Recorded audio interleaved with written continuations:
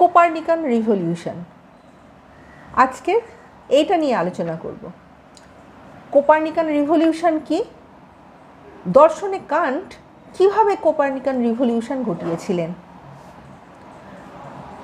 এর উত্তরে বলা যায়, কোপার্নিকান বিপ্লব যেমন জ্যোতির্বিদ্যায় পৃথিবী কেন্দ্রিক ধারণাকে সরিয়ে সূর্যকে কেন্দ্রে স্থাপন করেছিল, তেমনি দর্শনে কান্ট জ্ঞানের ক্ষেত্রে একই রকমের একটা বিপ্লব পরিবর্তন এনেছিলেন।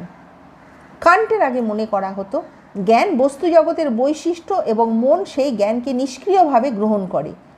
কান্ট এই ধারণাকে উল্টে দিলেন।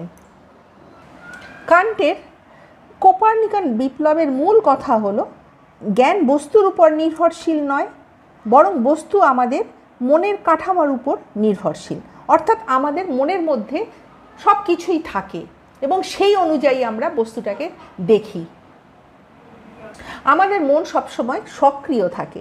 কান্ট বলছেন, আমাদের মন জন্মগতভাবে কিছু নির্দিষ্ট কাঠামো বা ছাঁচ সেইগুলো নিয়ে আসে, যেটাকে ইংলিশে বলা হচ্ছে ক্যাটেগরিজ অফ আন্ডারস্ট্যান্ডিং।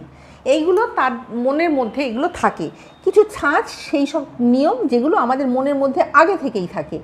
এই কাঠামোগুলো হলো আমাদের চিন্তা ভাবনার মৌলিক ভিত্তি, যেমন পরিমাণ, গুণ, সম্পর্ক, কার্যকারণ সম্পর্ক, মোডালিটি, এইগুলো কিন্তু আমাদের মনের মধ্যে এগুলো আগে থেকেই থাকে। সুতরাং এগুলো নিয়ে আমাদের কোনো চিন্তা করার কোনো কারণ নেই। অর্থাৎ আমাদের মন সক্রিয় এবং এই সব বিষয়গুলো আমাদের মনের মধ্যে আগে থেকে থাকে।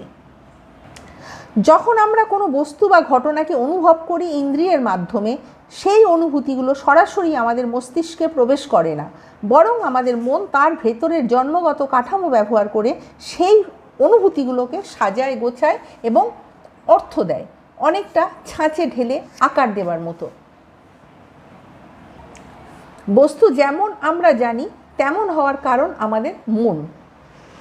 এর মানে হলো, আমরা জগৎটাকে যেভাবে দেখি, বুঝি, তার অনেকখানি আমাদের মনের ভেতরের কাঠামোর কারণে।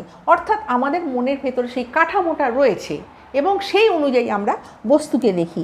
সময়, স্থান, কার্যকারণ এগুলো বাইরের জগতের নিজস্ব বৈশিষ্ট্য নয়, বরং আমাদের মন এগুলোর মাধ্যমে জগৎটাকে উপলব্ধি করে।